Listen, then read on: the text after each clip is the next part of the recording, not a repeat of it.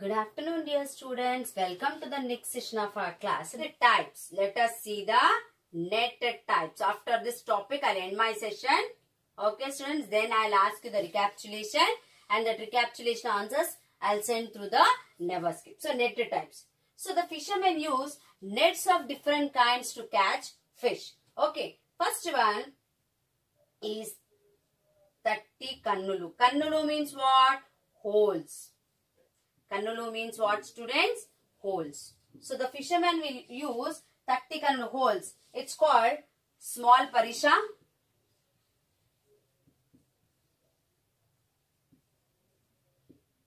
thinner net. Small parisha is called what? Thinner net. On this 30 holes will be there. It's called small parisha or thinner net. And next one more will be available, that is 60 kannulu. And it is thicker net. Kannulu holes. It's what? Big parisha. Small, that is, this is big parisha. Means thicker net. Means what? Thicker net. Let us see which one used for which fishing. Okay, so these nets are also called as Sannapu vala or Doddu vala. This is called Sannapu vala. Vala. Vala means net. Vala is a Telugu word. So, vala in English called as net. Sannapu vala, Doddu vala. Sannapu vala and Doddu vala. So, there are the different kinds of nets are there. In this tool now we have discussed. 30 kannulu means 30 holes. It's called small parisha or thinner net and also called as Sannapu vala. And one more net, 60 kannulu holes. Kannulu means holes. Holes will be available on the net. So that is big parisha and called thicker net. And it is also called Doddu vala. Okay, students.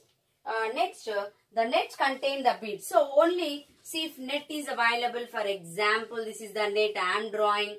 So in this some very thin, very thick like that. This is like a net. And to support this net, if only net is there, it won't be heavy. They cannot catch. So side beads will be there. Stone beads or plastic beads or small beads.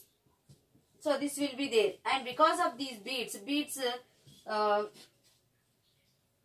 made by iron or lead. So these beads are made of iron or lead.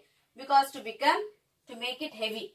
So when they throw it, some weight must be there. Otherwise, they cannot catch the fish. Fish will not trap into that. Okay, students. So, the Sannapu vala weighs less. So, this thinner net will be, the Sannapu vala weighs very less weight. Very less weight. And Doddu vala weighs nearly 100 grams to 5 kilos. 100 grams to 5 kilos. The weight of the net we are talking, students. So, Doddu vala weighs how much? 100 grams to 5 kilos. Sannapu vala will be less weight. And Doddu vala will be 100 to 5 kilos. So, 100 to 5 kilos is what? 100 to 5 kilos of fish they will catch. 100 grams. 100 grams weight of fish to 5 kilo weight of fish they will catch with the help of the Doddu vala. Okay, students, it's a thicker net. So, big fish will be catched by Doddu vala. Okay, and in Sannapu vala, they will catch prawns. Prawns, you know? What you will call in Telugu, I don't know. Prawns, you should know in English. Prawns. Okay, prawns by Sannapu vala. They will catch the prawns by the Sannapu vala. And the fish which weighs 100 grams to 5 kilos will be catch with the Doddu vala. It's called thicker net. Have you understood? Once again I repeat. The fishermen use different kinds of nets to catch the fish. One is first 30 kannulu holes. It is also called small parisha or thinner net. And it is also called Sannapu vala. And with this net, and this net will be very less weight, and they will catch prawns, means small fish they will catch. And there will be 60 kannulu, 60 holes net will be available. It is called big parisha. and it is also called thinner net, and it is also called dodduvala.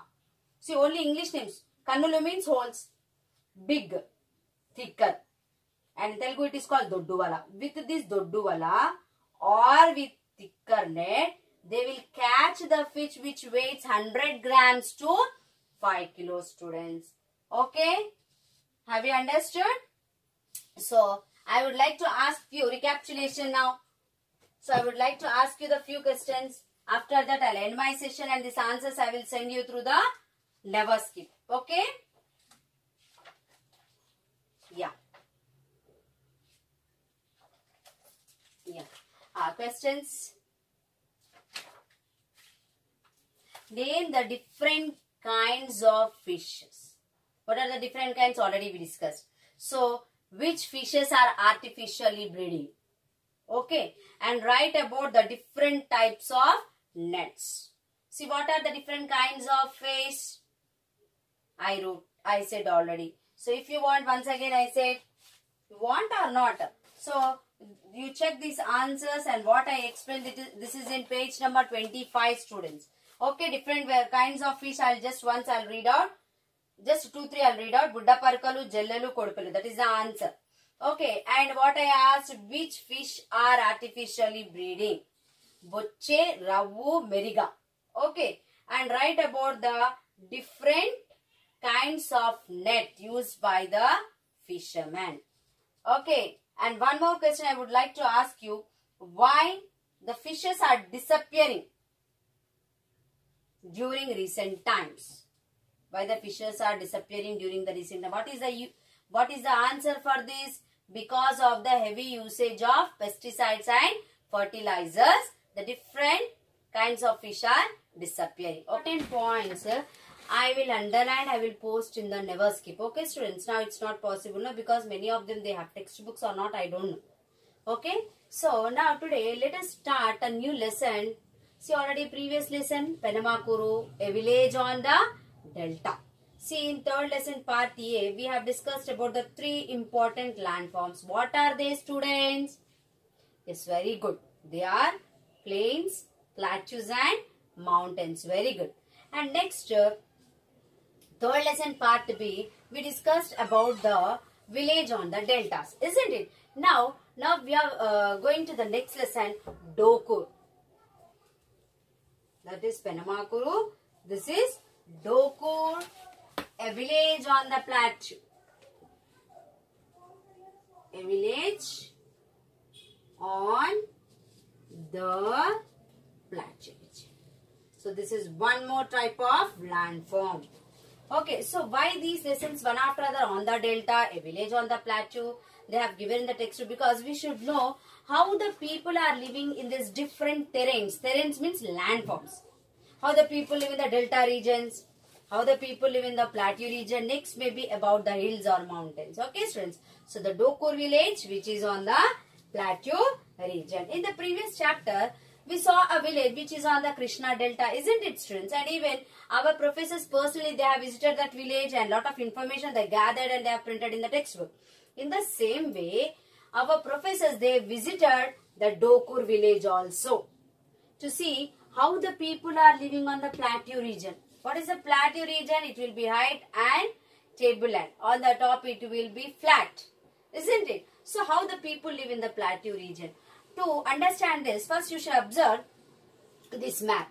See, in the previous lesson, this map has given Upper Telangana Plateau region and Lower Telangana Plateau region. If you observe this map, you will understand that most of the part slopes from west to east. Okay, even if we see the India map, in the India map, just here is the western coastal plains. Then after coastal we have Western Ghats.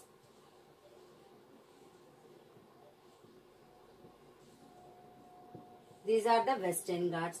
In the same way, so this is west side. Always our right side will be east. So to the east, eastern coastal plain. After plains we have Eastern Ghats. So the slope is from west to east. That's why many of the rivers, See, already we have seen Krishna and Godavari. This starts in the Western Ghats, but it flows towards eastern and flows into the Bay of Bengal. Why it's flowing this side? Why not flowing into the Arabian Sea? Because the slope is from west to east. And even we discussed that most of our Telangana comes under the plateau region. See, southern plateau is called Deccan Plateau. The southern part of India is called the Deccan Plateau. So, in this Deccan Plateau, only our Telangana is there. So, Telangana comes under the plateau region. Okay, students.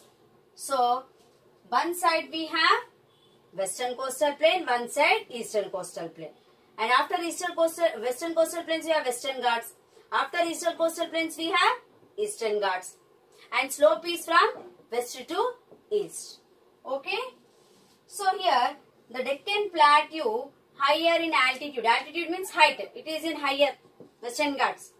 And Eastern Ghats are lower. That's why slopes from west to east. Okay. Now, unlike the Krishna Delta, which is flat, plateaus are marked. Actually, plateaus are marked with small hills in between them. In between the plateaus, we have small hills. In between the plateaus, we have small hills. So, if hills are there, means here in the plateau region, less in the small area only we can grow crops. In small areas only we can grow crops. Because in between the plateaus, what we have? Small hills. Okay, plateaus are marked by several small hills, hill ranges. Okay, with flat areas between them. So, in between the plateaus are there, in between hills are there. Okay, as a result, here the cultivation and settlement is possible. Yes, settlement means the people to live. So, they cannot live on the hills. So, on the plateaus, in few areas only they can grow crops, and settlement means where the houses will be there. So, in the small areas only, small means not fully like plain regions, everywhere they can build houses and live. Because in between they have small hills in the plateau region. Okay, so small area only they will grow crops, and very few settlements will be there. Settlements is nothing but the houses where the people live is called settlements. Okay.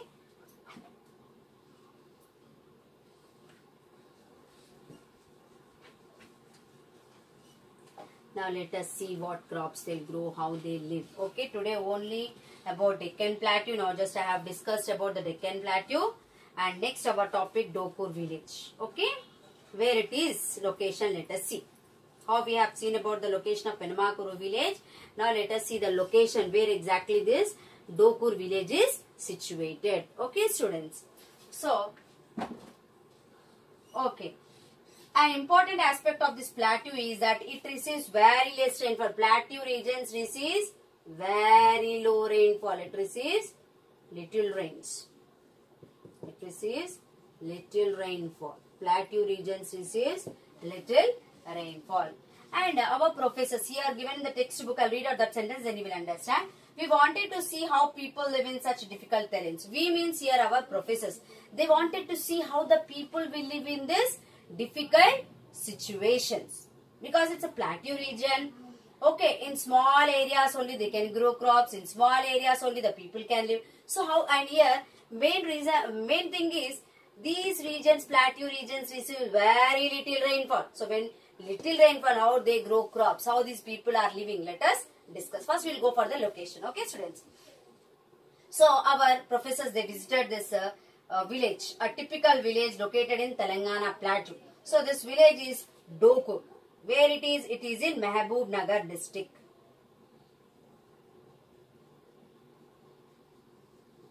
Here you observe the political map of India, political map of Telangana. Down you can see the Mahbubnagar.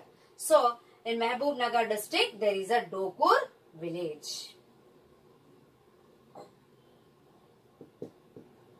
Okay.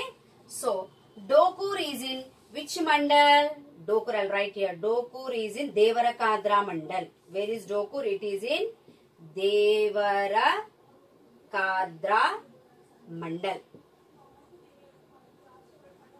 See, Mahbubnagar is one district.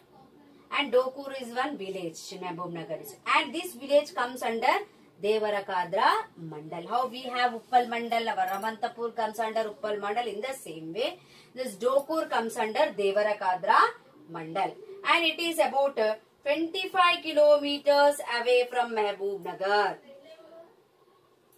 It is 25 kilometers away from Mehboob Nagar. It's already here. It is 25 kilometers away from Mehboob Nagar town. The old name of this village. Okay, once again shall I tell the location? Dokur village is in Mehboob Nagar district. Okay, Dokur is a village in Mehboob Nagar district and Dokur comes under which mandal? Devarakadra mandal. Okay, and Devarakadra mandal, which is away 25 kilometers away.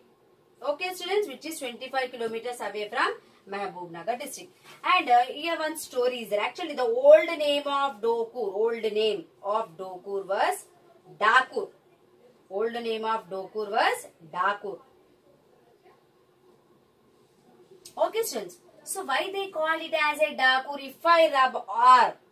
Now tell me what it is. Daku. Daku means who? Dacoits. Dacoits means a group of people, those who will rob. Rob means take away the things, money, gold from the people. So, Dakur. Old name was Dakur. Okay. So, this word has come from the word Daku.